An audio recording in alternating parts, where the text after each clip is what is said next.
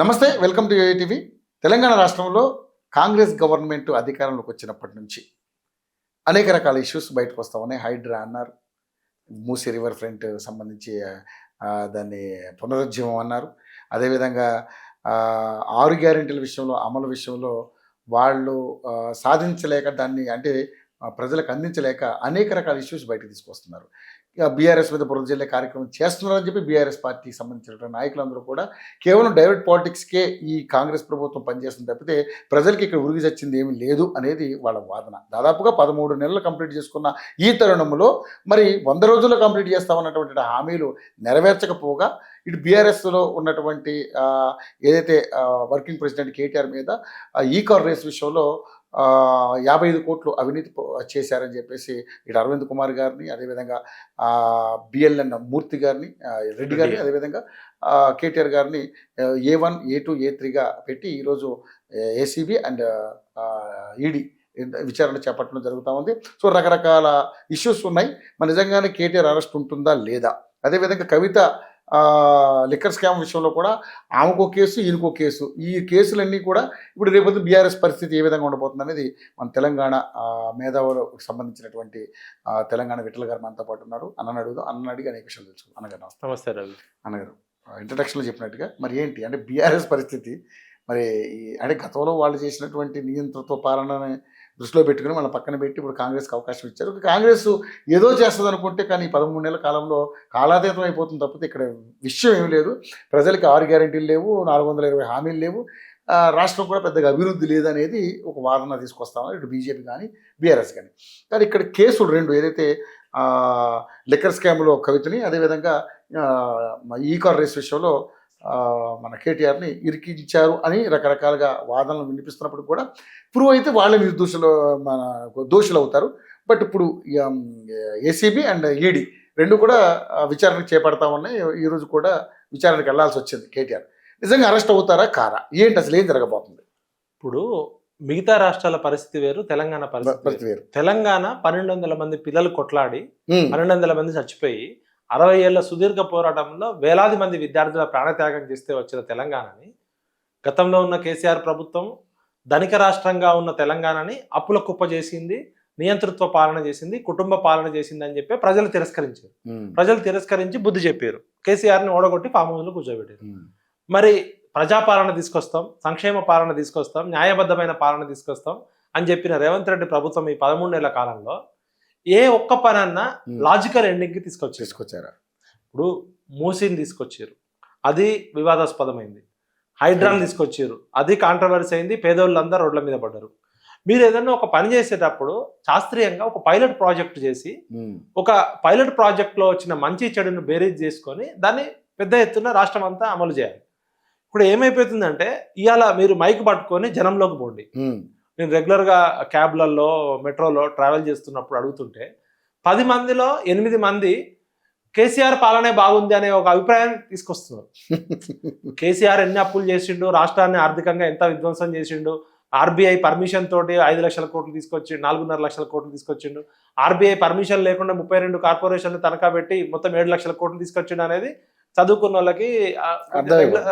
కానీ common man ఇవాళ ఏమైందంటే కేసీఆరే కరెంటు పోయిన ప్రతిసారి కేసీఆరే బాగున్నాడు, కేసీఆర్ ఉన్నప్పుడు కరెంటు పోలే, రైతు బంధు వస్తుండే మాకప్పుడు, ఇప్పుడు రైతు బంధు రాకపోయే అంటే ప్రతిసారి కేసీఆర్తో పోలుస్తున్నారు. ఏ కేసీఆర్ అయితే తెలంగాణ ప్రజలు తిరస్కరించి నువ్వు వద్దు, నీ పాలన వద్దు, ఇంట్లో కూర్చొని ఫామ్ హౌస్లో కూర్చోబెడితే రేవంత్ రెడ్డి గారు చేస్తున్న పాలన వలన ఈరోజు ప్రజల్లో ఈయన కన్నా ఆయనే నయం అనే ఒక నెరేటివ్ బిల్డప్ అయింది. దాన్ని సైంటిఫిక్గా అది కరెక్టా కాదా, అది మంచిదా చెడ్డదా పక్కకు పెడితే పాలిటిక్స్ లో పర్సెప్షన్ మేనేజ్మెంట్ అంతే కదా. ఇప్పుడు జనం నోట్లలో ఏముంటే అదే రియాలిటీ. డెఫినెట్లీ అవును. ఇప్పుడు పర్సెప్షన్ మేనేజ్మెంట్ ఆప్టిక్స్, పాలిటిక్స్ లో ఆప్టిక్స్ ఏది కనబడుతుందో అదే జనంకి అంతే. ఇప్పుడు కేసీఆర్ అనగానే సెక్రటరేటు, కేసీఆర్ అనగానే కాళేశ్వరం ప్రాజెక్టు, కేసీఆర్ అనగానే మిషన్ కాకతీయ, మిషన్ భగీరథ, ఇట్లా కొన్ని 10 ఏళ్లలో కేసీఆర్ సాధించిన విజయాలు ఉన్నాయి, వైఫల్యాలు. జనం కంపారిజన్ చేస్తారు. అటువంటి టైంలో రేవంత్ రెడ్డి గారు ప్రాపర్ అవగాహనతోటి ఏ ప్రాజెక్ట్ చేయబోయే ముందన్నా, ఏ పథకం ప్రవేశపెట్టే ముందన్నా సైంటిఫిక్ స్టడీ చేసి ఒక మేధావుల సలహా తీసుకొని డిస్కషను, డిబేటు, డైలాగ్ చేసి చేయకపోవడం వల్ల ఏమైందంటే మరి ఇలా రేవంత్ రెడ్డి గారు అడ్వైజర్స్ ఎవరో ఆయనకున్న టీం ఎవరో తెలియదు కానీ ఇలా జనం నోట్లలో రేవంత్ రెడ్డి యొక్క పతార కిందకి పడిపోయింది. అది మనం అంగీకరించినా అంగీకరించకపోయినా అది ఇంటెలిజెన్స్ రిపోర్ట్ ద్వారా తెలుస్తుంది. ఒకటి, రేవంత్ రెడ్డి గారికి గతంలో మంత్రిగా పనిచేసిన అనుభవం లేకపోవడము, స్వతహాగా కేసీఆర్ లాగా లిటరేచర్ టచ్ ఉన్నోడు కాదు. రేవంత్ రెడ్డి గారు అద్భుతంగా వాక్చాతుర్యంతో మాట్లాడతాడు, కేసీఆర్ని కొట్లాడడంలో డి అంటే డి అన్నాడు. కానీ కేసీఆర్కి అనుభవం ఉంది, స్వతహాగా ఆయన లిటరేచర్ టచ్ ఉన్నాడు.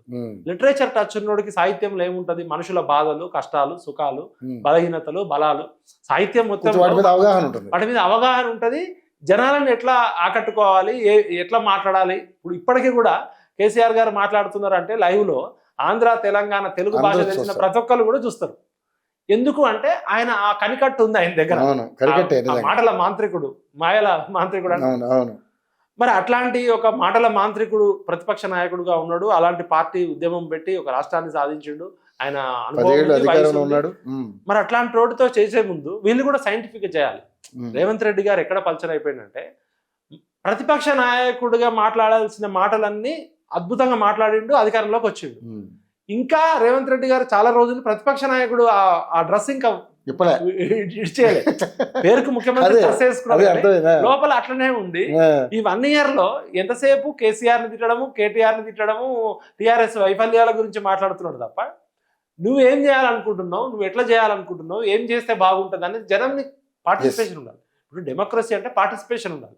ప్రజాప్రతినిధులు కదా వీళ్ళు. ఏమన్నా ఇంటెలెక్చువల్ ఒక అడ్వైజరీ కమిటీ పెట్టుకున్నారా పౌర సమాజం నుంచి కానీ, లేకపోతే మీ అడ్వైజర్ ప్యానల్ ఎవరు?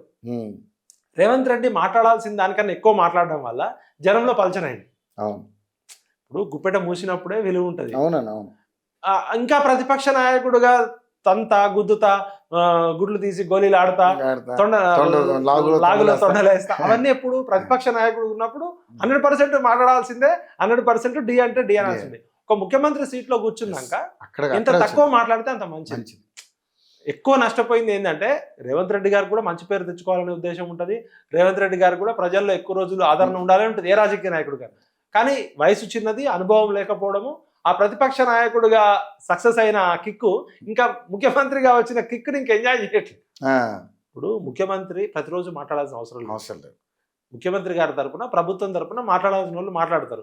ఇక్కడేమో టీఆర్ఎస్ లో కేటీఆర్ అద్భుతంగా మాట్లాడతాడు, కవిత అద్భుతంగా మాట్లాడుతుంది, హరీష్ రావు అద్భుతంగా మాట్లాడతారు, కేసీఆర్ అద్భుతంగా మాట్లాడతారు. వాళ్ళ ఫ్యామిలీలోనే 4 వాక్చాతుర్యం ఉన్న వాళ్ళు ఉన్నారు, అనుభవం ఉన్న ఉన్నారు.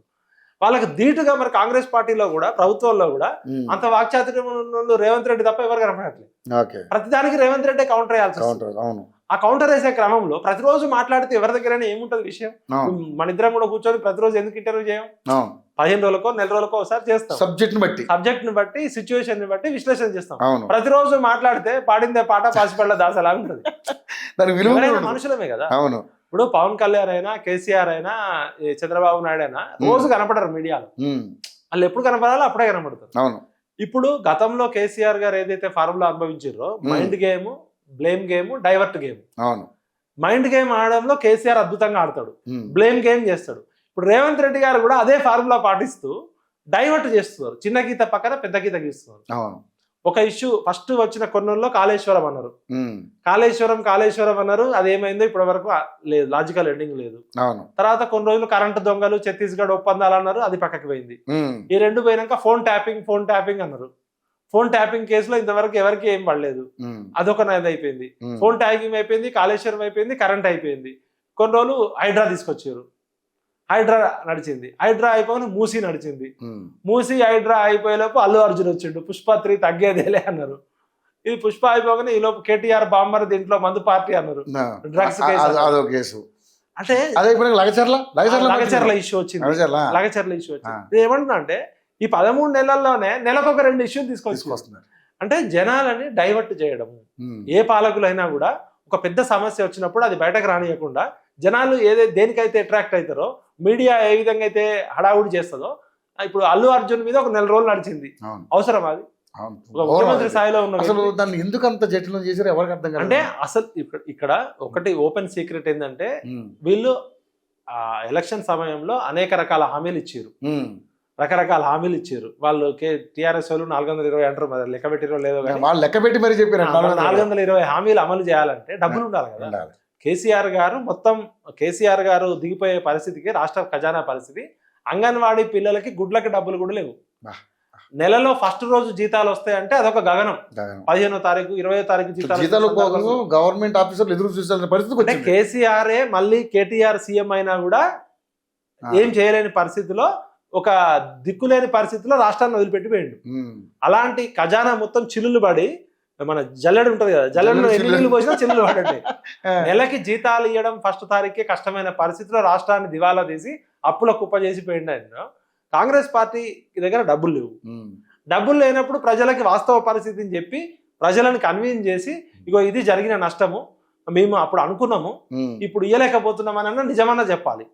ఇంకా వీళ్ళు మభ్య పెడుతూ పోతూ ఉంటే ఈ డైవర్ట్ గేమ్ చేస్తున్నారు. ఈ డైవర్ట్ గేమ్ వల్ల కొన్ని రోజుల వరకు ఓకే ఉంటది, కానీ అల్టిమేట్ ఎండ్ రిజల్ట్ కేసీఆర్ సంక్షేమ పాలన అభివృద్ధి ఎట్లుంది, కాంగ్రెస్ పార్టీ రేవంత్ రెడ్డి గారి ప్రభుత్వ అభివృద్ధి పాలన ఎట్లుంది చూస్తారు. కాబట్టి ఇప్పటికైనా రేవంత్ రెడ్డి గారు నేను ఏమంటున్నా అంటే, వాస్తవాలు చెప్పండి. మేము అనుకున్నాం, ప్రతిపక్షంలో ఉన్నప్పుడు అనుకున్నాం, సరే మేము అధికారంలోకి వస్తాము, రామో హామీలు ఇచ్చినాము, అనేక రకాల హామీలు, ఇప్పుడు చేయలేకపోతున్నాం, మమ్మల్ని క్షమించండి. ఉన్న పరిస్థితి ఇది. ఆర్బీఐ కొత్తగా అప్పులు ఇచ్చే పరిస్థితి లేదు, అప్పు కూడా పుట్టని పరిస్థితికి వచ్చింది. 32 అప్పులు కూడా మిత్రగడ్డానికి సరిపోతుంది. వీళ్ళు ఇంకా చేస్తామని అయితే ఇప్పుడు కేసీఆర్ కేమో అప్పుడు సిచ్యువేషన్ అడ్వాంటేజ్ ఉండే. కేసీఆర్ అది ముఖ్యమంత్రిగా ఉన్న సమయంలో 2014 నుంచి 2023 వరకు తనఖా పెట్టాల్సినవి అన్ని తనఖా పెట్టేసి, ఈవెన్ కరెంట్ తీగలు కూడా తనఖా పెట్టిండు. ఇక కొత్తగా అప్పులు పుట్టిన పరిస్థితి కూడా. ఆయన 10 ఏళ్లలో సంక్షేమంలో నెంబర్ 1 రాష్ట్రం తీసుకెళ్ళిండు, అది ఎవరు కాదనలేరు. కానీ ఆయన చేసిన ఆర్థిక విధ్వంసము, ఆర్థికంగా ఆర్బీఐ పర్మిషన్ తీసుకొని, ఆర్బీఐ పర్మిషన్ లేకుండా ఎఫ్ఆర్బిఎం చట్టాలకు విరుద్ధంగా తీసుకొచ్చిన 7 లక్షల కోట్లు. ఆ 7 లక్షల కోట్లకి మిత్తి కట్టడానికే ఇప్పుడు సరిపోతున్నప్పుడు వీళ్ళు కూడా ఏం చేశారు, మభ్య పెట్టద్దు. అదే అంటున్నా. ఇప్పుడు సరే ఎన్నికల సమయంలో రకరకాల హామీలు ఇస్తారు, అధికారంలోకి రావడానికి వేరు. ఇప్పటికైనా మీరు ఒప్పుకోండి, మీ వాస్తవ పరిస్థితి, మేము ఇవి చేయలేము, ఇవి చేయగలుగుతాము. ఇంకా మీరు కూడా మభ్యపెట్టి పార్లమెంట్ ఎలక్షన్స్ కి ముందేమో ఈ ఒక రకంగా మాట్లాడారు, ఏది మన రుణమాఫీ. జనవరి 9 సర్పంచ్ ఎలక్షన్స్, గ్రామ పంచాయతీ ఎలక్షన్స్ ఉన్నాయి, ఎంపీటీసీ జెడ్పీటీసీ ఎలక్షన్స్ ఉన్నాయి, కాబట్టి ఇప్పుడు ఇది చేస్తామంటారు. దేవుళ్ళ మీద కూడా ఒట్లేసారు, శ్వేతపత్రాలు అన్నారు. ఎక్కడి నుంచి వస్తాయి డబ్బులు? ప్రింటింగ్ అయితే చేయలేరు కదా. గతంలో కొంతమంది నాయకులకి ప్రింటింగ్ ప్రెస్ లో పనిచేసిన అనుభవం ఉండొచ్చు, లేకపోతే సొంతంగా ప్రింటింగ్ ప్రెస్ ఉండొచ్చు, కానీ డబ్బులు అయితే ప్రింట్ చేయలేం కదా మనం. కేసీఆర్ అదృష్టం ఏంటంటే కరెక్ట్ టైంలో ఆయన వెళ్ళిపోయాడు, ఎగ్జిట్ అయ్యాడు. అంత ఖాళీ అయిపోయినాక ఖాళీ కుండ చేసి వెళ్ళిపోయాడు. రేవంత్ రెడ్డి గారేమో బ్యాడ్ టైంలో సీఎం.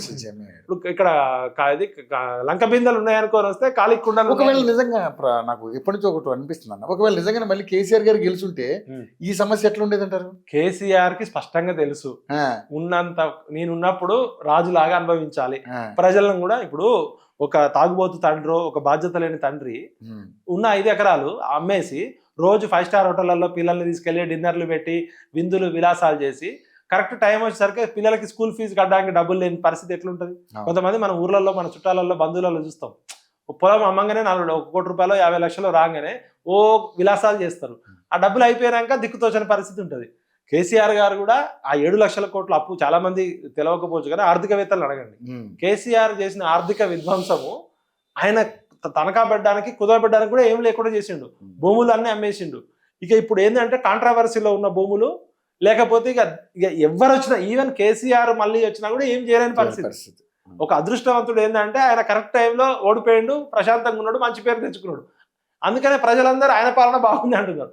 రేవంత్ రెడ్డి అప్పుల కుప్ప తెలంగాణని దాన్ని గాడిలో పెట్టడం అంత ఈజీ కాదు. ఇప్పుడు ఆర్బీఐ కూడా, కానీ నేను హామీలు ఇచ్చినప్పుడు కూడా చాలా మంది ఇదే ప్రశ్న అడుగుతున్నారన్న, నువ్వు అంత హామీలు ఇచ్చావు కదా, తెలంగాణ రాష్ట్రం ఆల్రెడీ ఖాళీకుండా ఉందని మీకు తెలిసినప్పుడు ఎందుకన్నా హామీలు ఇచ్చారు, ప్రజలను ఎందుకు పట్ల మోసం చేశారు కూడా అడుగుతున్నారు. నేను వచ్చి చూసుకుంటేనే కానీ నాకు తెలియలేదు, లంకి బిందులు ఉంటాయి అనుకున్నాం, కానీ అక్కడ ఉన్నాయి ఖాళీ బిందులే ఉన్నాయని ఇలా చెప్పడం వల్ల మీ డొలతనం, మీ యొక్క అసమర్థత కనపడుతుంది తప్పితే ఇక్కడ వేరే ఏం లేదని మాట్లాడుతుంది. మేనిఫెస్టో కమిటీ చైర్మన్ ఎవరు? శ్రీధర్ బాబు గారు గతంలో మంత్రిగా పనిచేసిన అనుభవం ఉంది, విజ్ఞుడు, చదువుకున్నాడు. ఉత్తమ్ కుమార్ రెడ్డి గారు గతంలో మంత్రిగా పనిచేశారు, విక్రమార్క గారు చేసారు, దామోదర్ రాజనరసింహ, వీళ్ళంతా సీనియర్లే కదా, వీళ్ళందరూ మంత్రివర్గంలో ఉన్నోళ్లే కదా. రేవంత్ రెడ్డి గారు అంటే కొత్తోడు, యువకుడు, మరి వీళ్ళందరికీ తెలిసే ఆ మేనిఫెస్టోలో పెట్టారు కదా, అంటే ప్రజల్ని మభ్య పెట్టడమే కదా.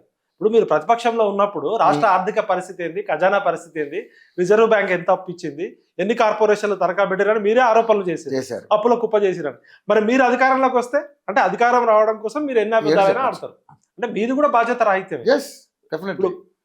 కేసీఆర్ గారు ముఖ్యమంత్రిగా అన్ని రోజులు ఉండి ఎంజాయ్ చేసి ఆయన ఓడిపోగానే కనీసం ముఖ్యమంత్రి కార్యాలయంలో పనిచేసిన వాళ్ళతో కూడా సెండ్ ఆఫ్ ఇచ్చుకోలేదు. రాత్రికి రాత్రి దొంగతనంగా వెళ్ళిపోయాడు. ఒక రకంగా ఒక ముఖ్యమంత్రిగా పనిచేసి 10 ఏళ్ళు ఒక రాష్ట్రాన్ని తీసుకొచ్చిన నేత ఆయన వెళ్ళిపోయేటప్పుడు ఆ ముఖ్యమంత్రిగా టీమ్ నో స్టాఫ్ నో పిలిచి అందరి ముందు వెళ్లాల్సింది ఒక దొంగలాగా పర్సనల్ వెహికల్ వెళ్ళిపోయాడు. ఇప్పటి వరకు ప్రతిపక్ష నాయకుడు హోదా తీసుకున్నాడు కదా, ప్రతిపక్ష నాయకుడుగా క్యాబినెట్ హోదా మంత్రి ఎంజాయ్ చేస్తున్నాడు, శాలరీ తీసుకుంటున్నాడు. మరి ఇంతవరకు ఆయన ప్రతిపక్ష నాయకుడు ఎందుకు బయటకు రావట్లేదు? ప్రతిపక్ష నాయకుడు హోదాలో ఎందుకు ప్రశ్నించట్లేదు, అసెంబ్లీకి రావట్లేదు. ఇప్పుడు ఆయన ఏంటంటే మనస్తత్వం జనం మీద అలిగిండు ఆయన. ఇప్పుడు అందులో ముఖ్యంగా రూరల్ జనాల మీద ఎక్కువ అలిగినట్టున్నాడు. ఇప్పుడు అలిగి కూర్చున్నాడు అక్కడ. నేను ఇంత సంక్షేమ పథకాలు తీసుకొచ్చి తెలంగాణ నెంబర్ 1 చేస్తే ఆయన అలిగి కూర్చున్నాడు. మరి అట్లాంటప్పుడు ఆ ప్రతిపక్ష నాయకుడు పాత్రకి ఆయనకి వయసు కూడా పెద్దపడ్డది. ఆయన చేయాల్సిన జీవితంలో తెలంగాణ సాధించిండు. తెలంగాణ తొలి ముఖ్యమంత్రిగా కేసీఆర్ అనే పేరు బ్రాండ్ ఎప్పటికైనా, అది మంచి కావచ్చు చెడు కావచ్చు. కేసీఆర్ అయితే ఎవరు చెరిపోయలేరు కదా. మరి ఆయన రిజైన్ చేసి వాళ్ళ కొడుక్కో ఇంకెవరికో ఇవ్వచ్చు కదా. నీకు ప్రతిపక్ష నాయకుడు హోదా కావాలి, క్యాబినెట్ హోదా ఎంజాయ్ చేయాలి, రెగ్యులర్ గా జీతం తీసుకోవాలి, ప్రజాప్రతినిధిగా ఉండాలి, అసెంబ్లీకి రావాలి, నువ్వు మాట్లాడద్దు. అంటే ఇద్దరు బాధ్యత లేని వాళ్ళే కదా. ఇక్కడేమో ప్రతిపక్షంలో ఉన్న కాంగ్రెస్ రాష్ట్ర ఆర్థిక పరిస్థితి తెలిసినా కూడా ప్రజలకి అలవిగానే హామీలన్నీ ఇచ్చి అధికారంలోకి వచ్చారు. ఆయన ఏమో ప్రతిపక్ష నాయకుడుగా ఉండి కనీసం మాట మాట్లాడు, జనం కనపడడు. ఇద్దరిది బాధ్యత లేకపోవడము ప్రజల్ని మోసం చేయడం. కాబట్టి ఇప్పటికైనా రేవంత్ గారికి ఇంకా 4 సంవత్సరాల సమయం ఉంది. రేవంత్ అన్నకి నేను ఏమంటున్నా అంటే, అన్న ఉన్న వాస్తవాలు ఉన్నట్టు చెప్పండి, ప్రజలకి కలుపుకోండి, మీతో పార్టిసిపేషన్ ఉండాలి కదా. మీరు మీ సొంత నిర్ణయాలు తీసుకుంటే ఇప్పుడు ఈ 13 నెలల కాలంలో ఎన్నిసార్లు యూటర్న్ అయింది, ఎన్నిసార్లు అసలు చేసిన ఏంటి కూడా చెప్పలేకపోతే. ఎల్బీ స్టేడియంలో ప్రమాణ స్వీకారం చేసే రోజు అన్న రేవంత్ అన్న అన్నారు. ఆయన కూడా అన్న అంటే నేనున్నా అన్న రేవంత్ అన్న. ఈ 13 ఏళ్ల కాలంలో రేవంత్ అంటున్నారు. ఇప్పుడు అన్న రేవంత్ అన్న దగ్గర నుంచి రేవంత్ అనే దగ్గరకు వచ్చిందంటే అది పార్టీలకు అతీతంగా ఇంటెలిజెన్స్ సపోర్ట్ అయినా రేవంత్ రెడ్డి పతారా పెరిగిందా తగ్గిందా? అంటే సరైన అవగాహన ఉంటే సరైన ఆలోచన ఉంటుంది. నీ అవగాహనలో లోపం ఉన్నప్పుడు ఎక్స్పర్ట్స్ తోటి అడ్వైస్ తీసుకోవచ్చు. నీ ఆలోచన కరెక్ట్గా లేకపోతే నీ అభివృద్ధి ఆచరణ కూడా కరెక్ట్గా ఉండదు. నీ ఆచరణ కరెక్ట్గా లేకపోతే అభివృద్ధి కూడా కరెక్ట్ ఉండదు. ఈ 4 లింక్ ఉన్నాయి. ఇప్పటికైనా జరిగింది నష్టం చాలు. మంచి పని ఆయన ఎన్నో సాహసమైన నిర్ణయాలు తీసుకుంటుండు, సాహసం చేయరా డెబ్బక అన్నట్టు. కానీ ప్రజల్లో మళ్ళా మంత్రులు కూడా సపోర్ట్ లేదు కదా. మంత్రులు కూడా సపోర్ట్ లేదు. మంత్రులు కాంగ్రెస్ లో ఎట్లుంటారు, గోడ మీద పిల్లులాగా ఎప్పుడు రేవంత్ రెడ్డి పడిపోతే అప్పుడు అధికారం తీసుకుందామని అంటారు. ఎవరు ఎవరు ప్రతిపక్ష పార్టీలు చేసే విమర్శలకి కౌంటర్ విమర్శలు రేవంత్ రెడ్డి చేయాల్సి వస్తుంది తప్ప మిగతా టీం ఎవరు. కాబట్టి ఇప్పటికైనా మీరు తెలంగాణ ప్రజల మనోగతాన్ని తెలుసుకొని తెలంగాణ ప్రజలు ఏంటంటే దేన్నైనా సహిస్తారు కానీ ఆత్మగౌరవానికి భంగం కలిగితే మాత్రం సహించరు.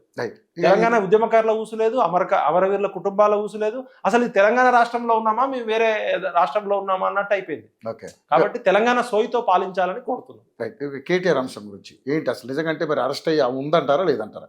మీ ఒపీనియన్, ఎందుకంటే మీకు అన్ని తెలుసు కాబట్టి. ఇప్పుడు కేటీఆర్ అనే వ్యక్తి, ఆయనకి 2 సపరేట్ కొమ్ములు లేవు, 2 సపరేట్ చేతులు లేవు. ఆయన కూడా రాజ్యాంగం ప్రకారం భారతదేశ చట్టాల ప్రకారం ఉండాల్సిందే. కేటీఆర్ అరెస్ట్ అనే అంశాన్ని ఇంత హైప్ ఎందుకు క్రియేట్ చేస్తున్నారు అసలు? ఇప్పుడు కేటీఆర్ నిజంగా తప్పు చేస్తే కేసు పెట్టండి, బొక్కలేయండి.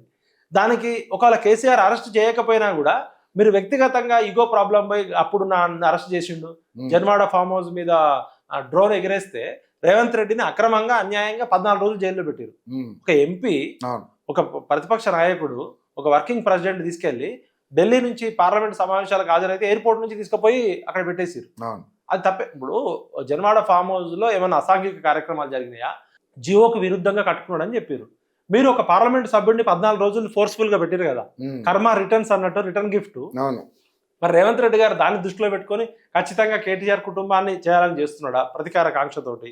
నిజంగా కేటీఆర్ గారు తప్పు చేసిన అనుకుంటే ఇంత హైప్ ఎందుకు, ఇంత అడావుడు ఎందుకు? రేపు అరెస్ట్ చేస్తాం, ఇవాళ అరెస్ట్ చేస్తాం, ఎల్లుండి అరెస్ట్ చేస్తాం. ఇప్పుడు అల్లు అర్జున్ ఇష్యూ అయిపోయింది, ఇప్పుడు కేటీఆర్ ఇష్యూ నడుస్తుంది.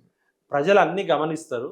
తప్పు చేస్తే ఎవరికైనా శిక్ష పడుతుంది. మరి కేటీఆర్ గారు కూడా ఎందుకు భయపడుకుంటా ఇప్పుడు కోర్టును ఆశ్రయిస్తున్నాడు? అంటే నిజంగా తప్పు చేసాడని ఫీలింగ్ ఉందంటారా? ఇప్పుడు అది లొటపీస్ కేసు అన్నాడు, దానిలో ఏం లేదన్నాడు.